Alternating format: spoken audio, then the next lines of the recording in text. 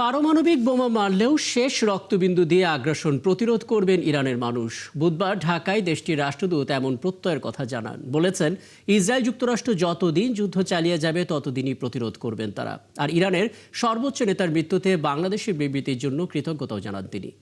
নাদিয়া শারমিন জানাচ্ছেন বিস্তারিত।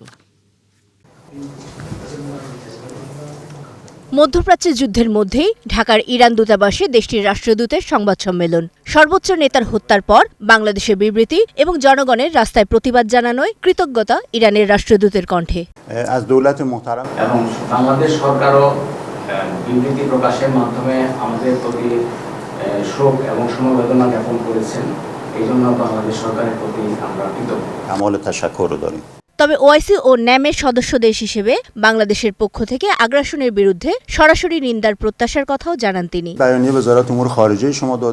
আমরা আশা করি বাংলাদেশ একটি মুসলিম দেশ, একই সঙ্গে ওআইসি ও জোট নিরপেক্ষ আন্দোলন ন্যামের সদস্য, সেই হিসেবে একটি আগ্রাসী শক্তিকে সরাসরি নিন্দা বা এর প্রতিবাদ করবে। সে দেশে থাকা বাংলাদেশিদের সংখ্যা না জানলেও রাষ্ট্রদূত জানান, ইরানি বা বিদেশি হিসেবে না দেখে নিজেদের নাগরিকদের মতো করে সবার নিরাপত্তার জন্য তার সরকার কাজ করছে।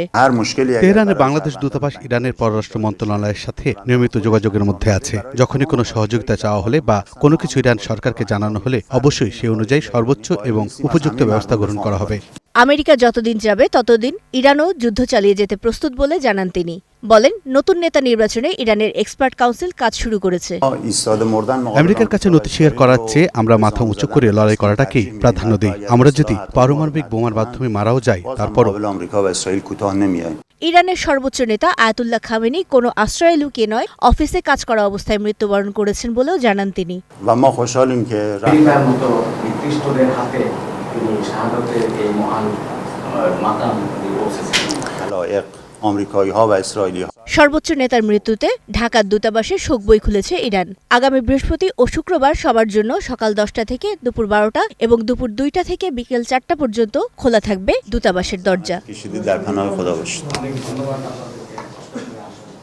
নাদিয়া শারমিন, 71, ঢাকা।